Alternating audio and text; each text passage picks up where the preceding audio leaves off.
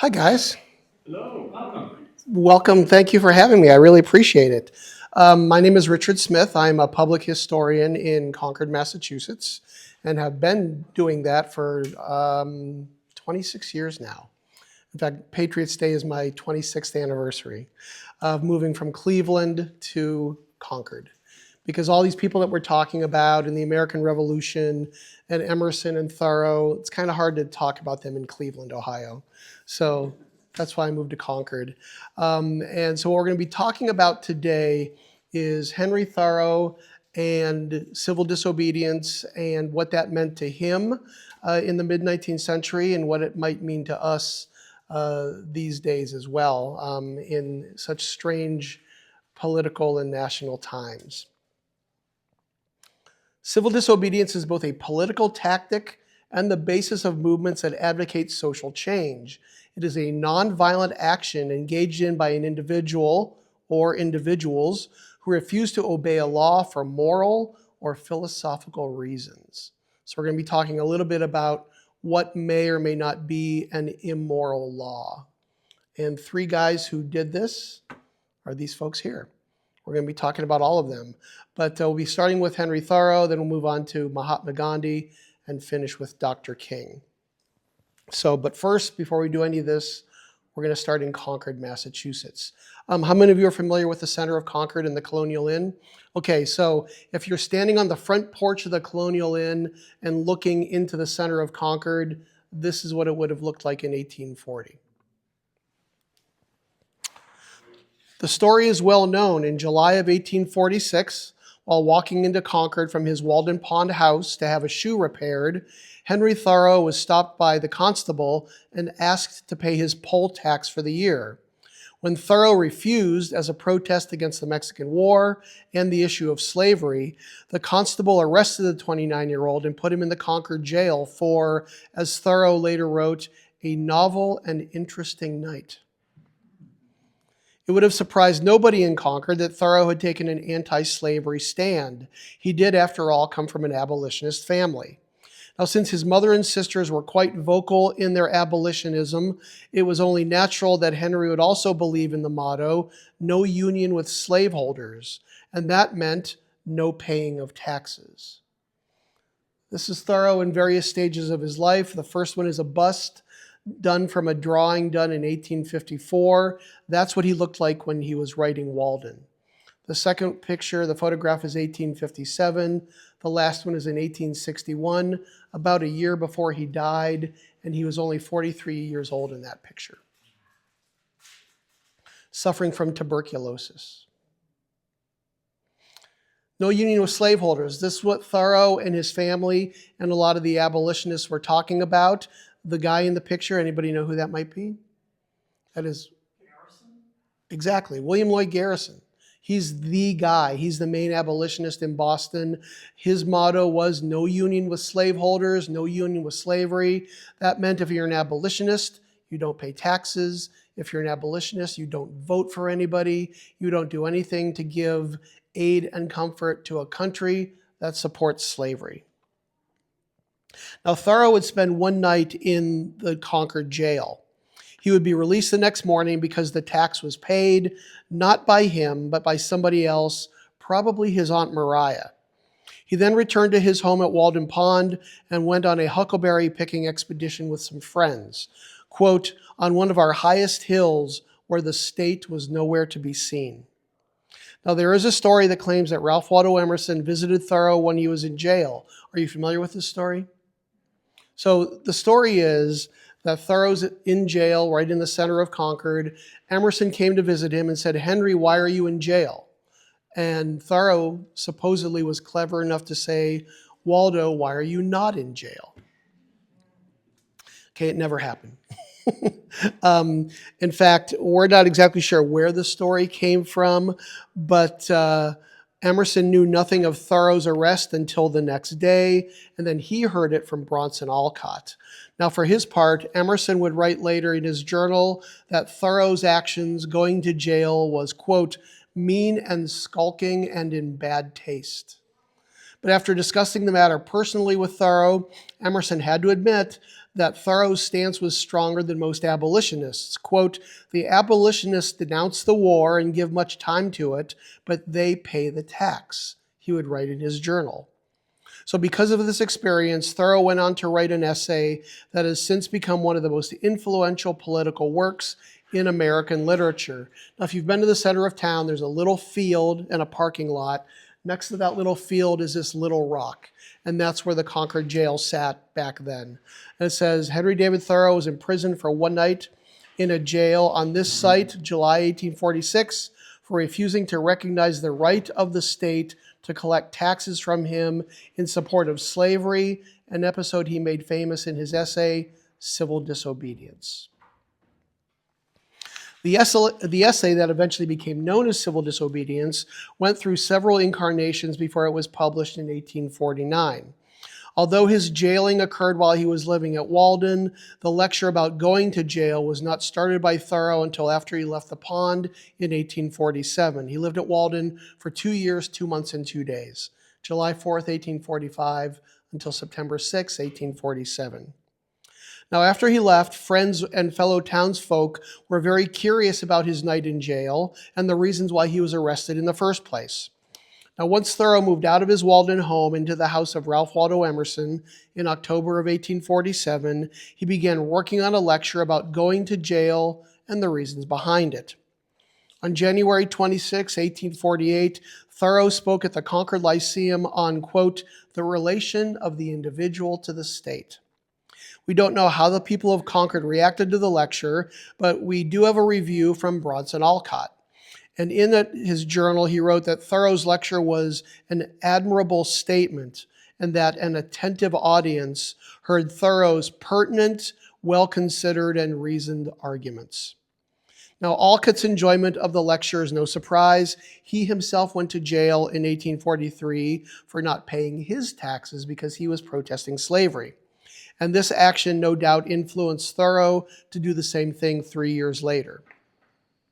On January 16, 1848, about 3 weeks later, Thoreau again gave the lecture at the Concord Lyceum. This time it was called "The Rights and Duties of the Individual in Relation to the State." Now, this was not simply a repeat of the same one he had done a few weeks before. He probably expanded and revised it. He was always working on his lectures and changing them. Now, Alcott was again in the audience at this second lecture. Obviously, he had nothing better to do. And he later reported to Emerson that he was satisfied over Thoreau's lecture.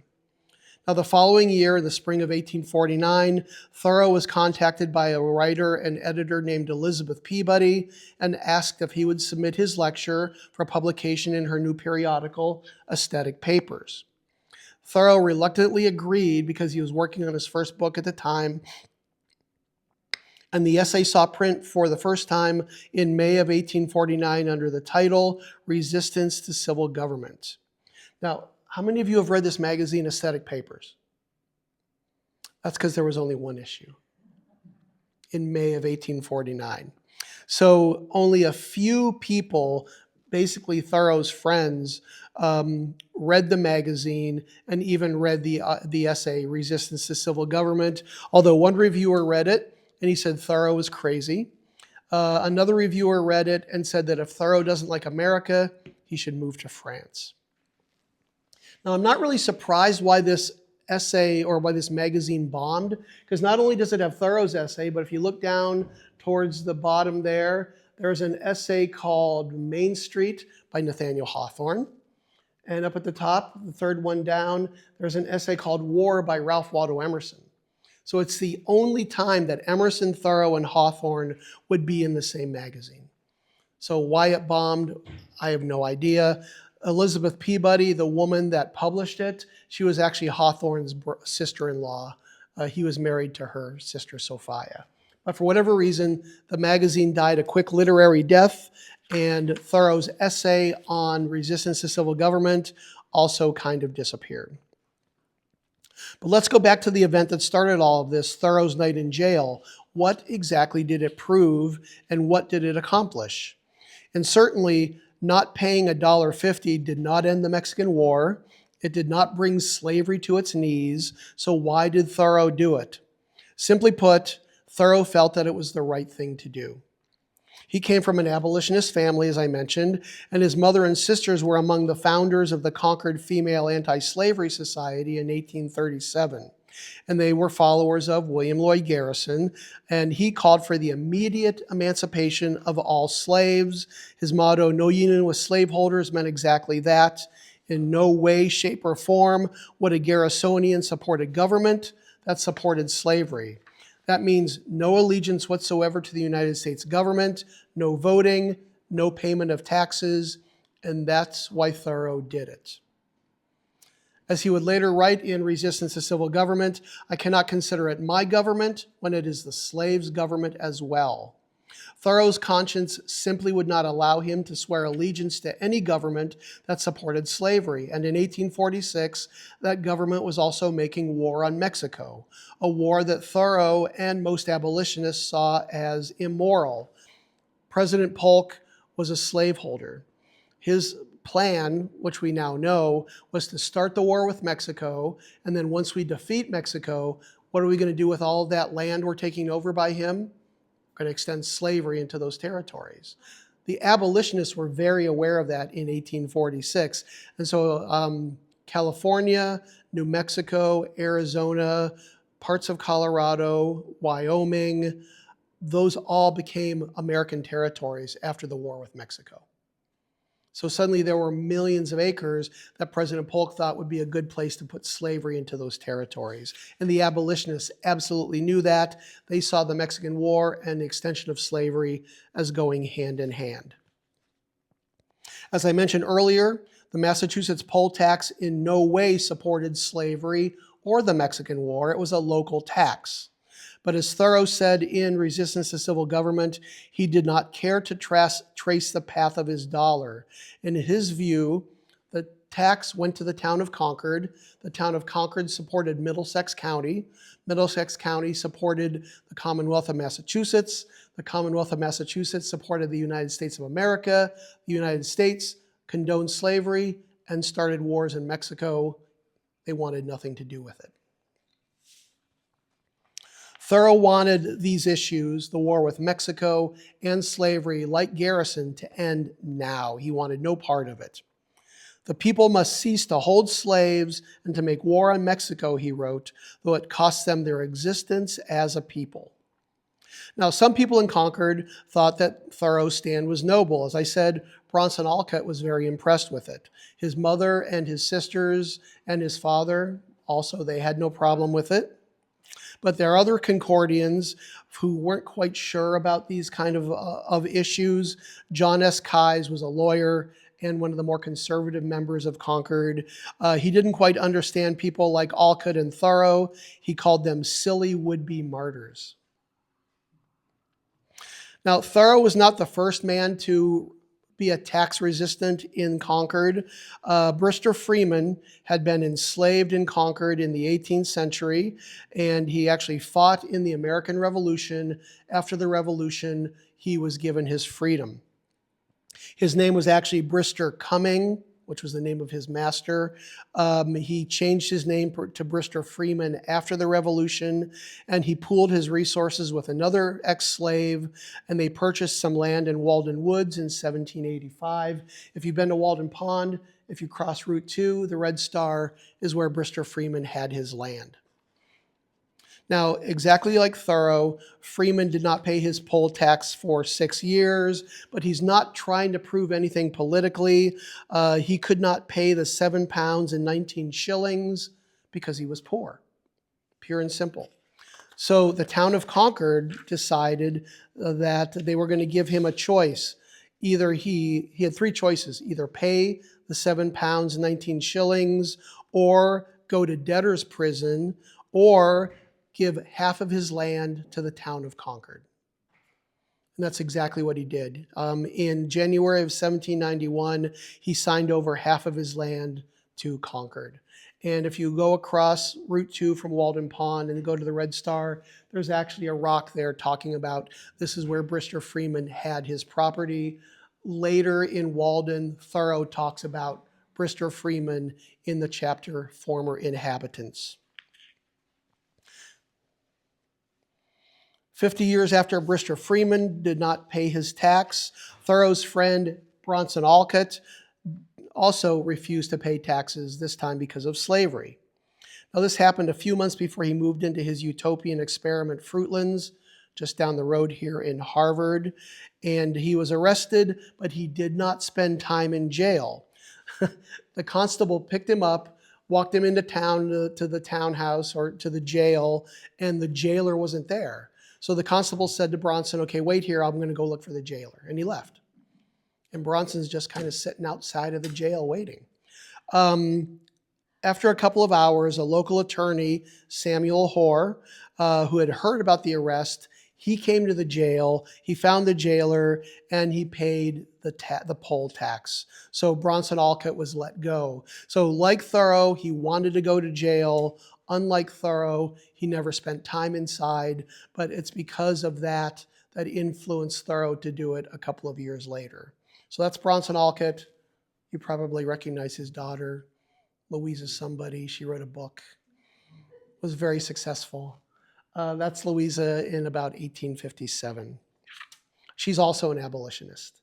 And in later years, a suffragist. We just celebrated in 1879, the first woman to vote in Concord was Louisa May Alcott. What a shock.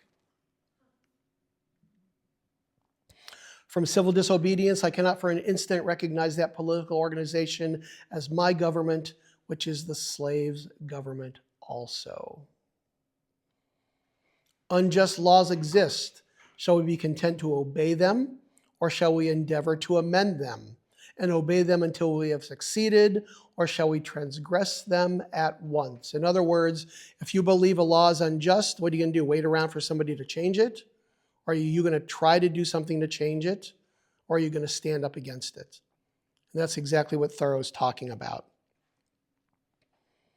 Now, because of civil disobedience, the essay, many more people in the world are more familiar with Thoreau's protest than they are with Mr. Freeman or Bronson Alcott. Along with Walden, Civil Disobedience is probably Thoreau's best-known work. And for the last 173 years, the essay has continued to inspire, frustrate, be debated about, and be misinterpreted. Anarchists say it's an essay about anarchy. Libertarians say that it's an essay about libertarianism, which is interesting. Anarchists on the left, libertarians on the right, they both say it's about us. The essay, as well as Thoreau himself, has been connected to protest movements around the world. 3 anarchists: Leo Tolstoy on the left, Emma Goldman in the middle, a young woman named Voltairine de Cleyre on the right. Full disclosure, she's like my historical crush, so don't say anything bad about her. So civil disobedience slowly gained popularity throughout the 20th century and has become one of Thoreau's signature works. It was widely cited by revolutionaries such as Leo Tolstoy, Mahatma Gandhi, Dr. King as being influential to their philosophies and ideals. Today it is considered one of the most influential political essays in the history of American literature. Emma Goldman and Voltairine de Cleyre, they both spent time in jail. They both spent that time reading Emerson and Thoreau. Now, after all this, you might wonder about Thoreau's politics, but I'm here to tell you that Henry Thoreau was not political. He never belonged to any political party, and as far as we know, he never voted in any elections. He never went to any town meetings, so he never voted in any of that stuff. How many of you go to town meeting? Nice. Usually I get nobody. Yet some modern-day political and philosophical groups see Thoreau as an influence. As I said earlier, anarchists claim that he's an anarchist, and they say that civil disobedience is proof, because in it he says, that government is best which governs not at all. They say, look, that's anarchy. However, anarchists like these folks up here, they should have read a little bit farther, or else maybe they didn't really understand what he was talking about. Thoreau was not an anarchist because he wanted a government that respected all individuals. The quote is, to speak practically and as a citizen, Unlike those who call themselves no government men, I ask for not at once no government, but at once a better government. He wants a government that respects all of us. Still, the anarchists still say he was an anarchist. Libertarians also admire Thoreau, and they do have a political leg to stand on. For instance, his views on wildness and individual freedom are certainly part of the libertarian philosophy. His willingness to go to jail rather than to pay taxes speaks to the libertarian belief that the government forcing people to pay taxes is immoral and illegal. So to them, it's evident that Thoreau was a libertarian. But what the anarchists and libertarians get wrong is not Thoreau's politics, but his spirituality, his transcendentalism. They view his essays like Civil Disobedience and Plea for Captain John Brown as political essays, but in my mind, and I've been studying Thoreau for 30 years, those essays are spiritual essays. Thoreau's aim was not to be left alone and to do as he pleased, but to get the state as well as himself to act in concert with human and divine conscience. In fact, all of Thoreau's essays, including Civil Disobedience, have a spiritual underpinning to them. Basically, Civil Disobedience is about following your conscience. Thoreau is searching for a connection with the divine through his conscience and trying to live in accord with all beings, great and small, including slaves. Here's a man who also followed his conscience. At an international conference in London in 1931, an American reporter asked Mohandas Gandhi, "Did you ever read an American named Henry David Thoreau?" To which Gandhi replied, "Why, of course I read Thoreau. I read Walden first in Johannesburg in South Africa in 1906, and his ideas influenced me greatly. I adopted some of them and recommend the study of Thoreau to all my friends who are helping me in the cause of Indian independence. Why, I actually took the name of the movement from Thoreau's essay on civil disobedience, written about 80 years ago. In his 1942 appeal to American friends, Gandhi wrote, "You have given me a teacher in Thoreau who furnished me with his essay, Civil Disobedience, scientific confirmation of what I was doing in South Africa." And similarly, and I just discovered this a few months ago, Gandhi wrote to President Franklin Roosevelt in 1942 and said, "I have profited greatly by the writings of Thoreau and Emerson." It blows my mind that you had this guy in Concord, Massachusetts in 1846 go to jail, and 80, 90 years later, one of the greatest leaders in the 20th century is reading him and getting influence from him. Roger Baldwin, at the time the chairman of the American ACLU, rode with Gandhi on a train trip through France in 1931, and he noticed that the only book that Gandhi was carrying was Civil Disobedience. Baldwin remarked on the extremeness of Thoreau's doctrine, and Gandhi replied that the essay, quote, contained the essence of his political philosophy, not only as India's struggle related to the British, but as to his own views of the relation of citizens to government. In 1930, Great Britain put an incredibly high tax on salt. Of course, in 1930, Great Britain owned most of India. They put an entirely immoral high tax on salt that almost every Indian could not afford to pay. So in protest in 1930, Gandhi led a salt march to the sea. They were going to go down to the sea. They were going to boil the water to make salt. He started with 78 followers. By the time they got there, 240 miles, 60,000 people were following him. Civil disobedience becomes a sacred duty when the state becomes lawless or corrupt. Like Thoreau, Gandhi spent lots of time in jail. Thoreau spent one night. Gandhi was in jail several times for many years. Just over 100 years after Thoreau's arrest In 1846, a young Dr. King read Civil Disobedience as a college student in the 1940s, and his worldview shifted. He later wrote in his biography, "Here in this courageous New Englander's refusal to pay taxes and his choice of jail rather than support a war that would spread slavery's territory into Mexico, I made my first contact with the theory of nonviolent resistance. Fascinated by the idea of refusing to cooperate with an evil system, I was so deeply moved that I reread the work several times." Now, King had already been very much invested in racial justice, but Thoreau's writing showed him a path towards fighting it. Reflections of Thoreau's philosophy can be seen in Dr. King's activism throughout the 1960s, and he further explained the impact that Thoreau had on him, writing, "I became convinced that non-cooperation with evil is as much a moral obligation as is cooperation with good." No other person has been more eloquent and passionate in getting this idea across than Henry David Thoreau.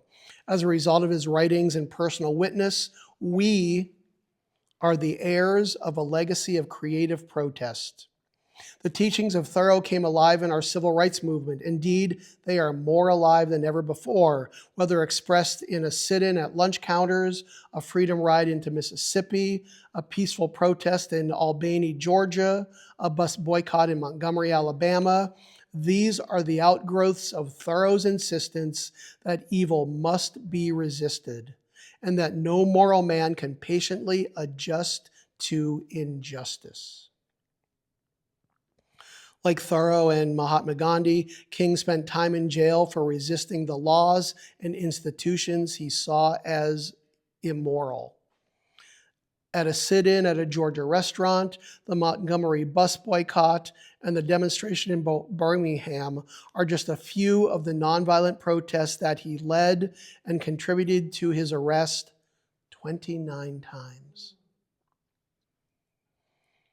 Now, he even used his time behind bars to further his cause. In his 1963 letter from a Birmingham jail, he wrote about the need for average citizens to take action against unjust laws. Have any of you read Letter from a Birmingham Jail? Okay, if you read that and Thoreau's Civil Disobedience, that's your homework tonight. Read both of them. They dovetail together so well, both talking about obeying your conscience to disobey immoral laws. Again, 120 years after Thoreau goes to jail, here's a black minister reading this guy and taking his ideas. Thoreau would have been amazed at that. Again, I think this first line is so important. I became convinced that known cooperation with evil is as much a moral obligation as is cooperation with good. One of my favorite pictures. Right after Dr. King was killed, this cartoon appeared. The odd thing about assassins, Dr. King, is that they think that they have killed you. So, the words of Dr. King, Thoreau, Gandhi, do they continue? Are they worth anything in the 20th century? I mean, I'm a historian. I talk about stuff that happened 150 years ago, 100 years ago. Dr. King was not that long ago. Everybody in this room, we all remember him. I was 10 when he died, but I absolutely remember the night he was killed. So we're not talking about ancient history here. And the anti-war movement of the 1960s, the fight for women's reproductive rights, the LGBTQ movement, Black Lives Matter, are all the political and cultural heirs to Thoreau's legacy. Creative protest. A lot has been in the news lately about sanctuary cities. In the 19th century, Worcester was a main sanctuary city. Concord was a sanctuary city. Cambridge was a sanctuary city. Boston was a sanctuary city. But who are they giving sanctuary to? Runaway slaves. And they were all, the abolitionists in all of those cities and towns were very proud of the fact that their city was considered a sanctuary city. We've been reading a lot about that lately. This is from a few weeks ago. There will never be a really free and enlightened state until the state comes to recognize the individual as a higher and independent power from which all its own power and authority are derived and treats him accordingly. I feel like sometimes the people in Washington, D.C. forget that we're their bosses, and they seem to be doing things that at least I am very unhappy with.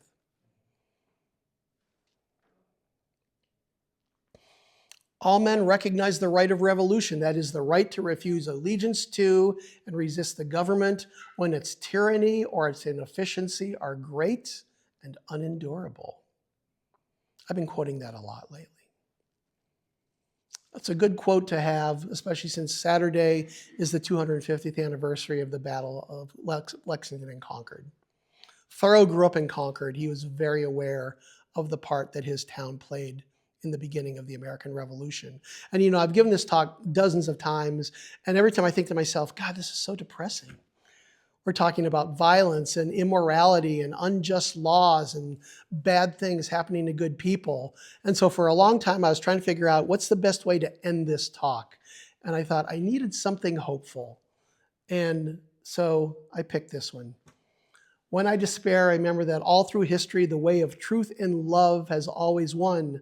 There have been tyrants and murderers, and for a time, they seem invincible. But in the end, they always fail. Think of it, always. That gives me hope. Ladies and gentlemen, thank you so much for listening to me today.